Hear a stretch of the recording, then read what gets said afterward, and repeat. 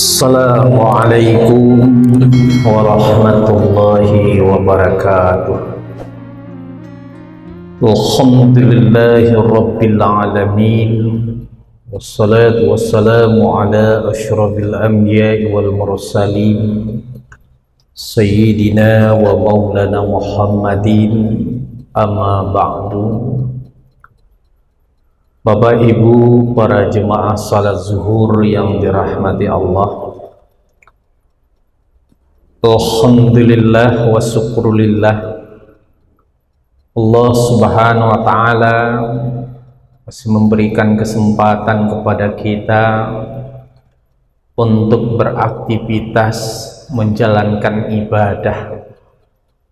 Mudah-mudahan kebaikan-kebaikan yang kita lakukan, amal ibadah yang kita laksanakan para jemaah rahimakumullah, bernilai ibadah dan merupakan bagian rasa syukur kita kepada Allah Subhanahu wa ta'ala. Salawat dan salam kita kirimkan buat junjungan umat Nabi Muhammad sallallahu alaihi wasallam. Hadirin para jemaah rahimakumullah, sebagai umat Rasulullah, tentu kita sudah mengenal secara bersama siapa itu Nabi kita, Nabi Muhammad sallallahu alaihi wasallam, dan kemuliaan, kelebihan-kelebihan yang ada pada diri Rasulullah sallallahu alaihi wasallam. Maka pada kesempatan yang berbahagia ini para jemaah rahimakumullah, bahasan kita keistimewaan dan kemuliaan Nabi Muhammad sallallahu alaihi wasallam yang ada di dalam Al-Qur'anul Karim.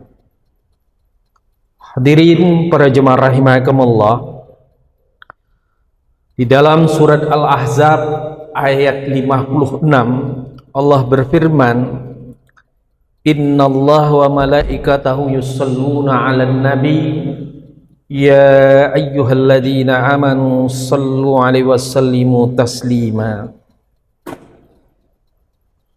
Bahwasanya Allah dan para malaikat berselawat kepada Nabi Muhammad. Maka untuk itu kita sebagai umat Rasulullah, kita dianjurkan juga berselawat kepada beliau. Selawat yang kita lafazkan para jemaah rahimakumullah merupakan wujud doa kepada Allah agar kita mendapat rahmat Allah Subhanahu wa ta'ala. Kemudian selawat yang diucapkan oleh para malaikat merupakan permohonan ampun kepada Allah Subhanahu wa ta'ala. Selawat Allah kepada Nabi Muhammad adalah pemberian rahmat Allah kepada Nabi Muhammad dan kepada kita sebagai umat. Maka para jemaah rahimakumullah, kalau memang kita rindu, kalau kita memang merasa dekat dengan junjungan kita Nabi Muhammad sallallahu alaihi wasallam, maka perbanyaklah isi waktu demi waktu bersalawat kepada Nabi Muhammad sallallahu alaihi wasallam. Aksiru minas salati alayya fa inna salatakum alayya maghfiratul lizunubikum. Perbanyaklah berselawat kepadaku, kata Rasulullah. Selawat yang kamu lafazkan untukku adalah ampunan buat dirimu sendiri. Hadirin para jemaah rahimakumullah, pada suatu saat di akhirat nanti kita akan menghadap, kita akan mencari siapa yang akan bisa memberikan syafaat, memberikan pertolongan kita di akhirat nanti. Karena kita menyadari para jemaah rahimakumullah, tentu ada kealfaan, kekilafan kita semasa hidup. Menghadap kita kepada Nabi Adam, mohon diberikan syafaat, pertolongan. Nabi Adam belum bisa memberikan pertolongan karena dia pernah melanggar ketentuan Allah. Menghadap kita juga kepada Nabi Nuh alaihi salam, beliau juga mengatakan belum bisa memberikan pertolongan karena pernah memohon kepada Allah. Umat yang ingkar diberikan musibah yang sangat besar, banjir Nabi Nuh. Menghadap kepada Nabi Ibrahim juga belum bisa, karena ketika Nabi Ibrahim ditanya oleh Namrud, siapa yang menghancurkan patung-patung kami? Apa kata Nabi Ibrahim? Tanyakan kepada yang paling besar yang ditinggal. Lalu kita menghadap kepada Nabi Muhammad sallallahu alaihi wasallam, maka Nabi Muhammad menyanggupi memberikan syafaat pertolongan kepada umat, tentu umat yang rajin berselawat kepada beliau. Ini yang pertama, keistimewaan Rasulullah sallallahu alaihi wasallam. Kemudian yang kedua, keistimewaan Nabi Muhammad sallallahu alaihi wasallam di dalam surat Al-Ahzab ayat 21, laqad kana lakum fi rasulillahi uswatun hasanah. Rasulullah itu adalah uswah, contoh suri teladan yang baik, keteladanan kepribadian Rasulullah, perjalanan hidup Rasulullah sudah kita ketahui secara bersama jemaah Jumat rahimakumullah. Kadang-kadang ada pertanyaan yang timbul di tengah-tengah masyarakat, siapa yang akan kita percayai, siapa yang akan kita contoh, siapa yang akan kita ikut, orang yang selama ini kita anjung, kita banggakan, kita kedepankan, karena kesalahan yang ada pada dirinya, kemudian kita timbul perasaan yang tidak nyaman. Maka jawaban itu semua para jemaah rahimakumullah, surat Al-Ahzab ayat 21, laqad kana lakum fi rasulillah uswatun hasanah. Maka Rasulullah sallallahu alaihi wasallam, innama bu'istu li utammima makarimal akhlak. Saya diutus, kata Rasulullah itu, untuk memperbaiki akhlak. Hadirin para jemaah rahimakumullah, Rasulullah mempunyai sifat sidik, amanah, fatanah. Kemudian Rasulullah mempunyai sifat tablik. Maka bila kita mentauladani Rasulullah sallallahu alaihi wasallam, insyaallah kita menjadi pengikut Rasulullah yang baik. Kemudian yang ketiga, para jemaah rahimakumullah, yang perlu kita pahami keistimewaan Rasulullah yang ada di dalam Al-Qur'an, surat Al-Ahzab ayat 40. Maka Muhammadun aba ahadim min rijalikum walakin Rasulullah wa kataman nabi. Nabi Muhammad adalah nabi yang terakhir, Nabi Muhammad adalah rasul yang terakhir. Maka sebuah kepalsuan dan kebohongan para jemaah rahimakumullah, setelah Rasulullah sallallahu alaihi wasallam meninggal dunia, ada orang yang mengaku sebagai nabi, ada orang yang mengaku sebagai rasul. Wajib bagi kita tidak mempercayai atau tidak mengimami, karena Al-Quran sudah mengatakan nabi yang terakhir, rasul yang terakhir adalah Nabi Muhammad sallallahu alaihi wasallam.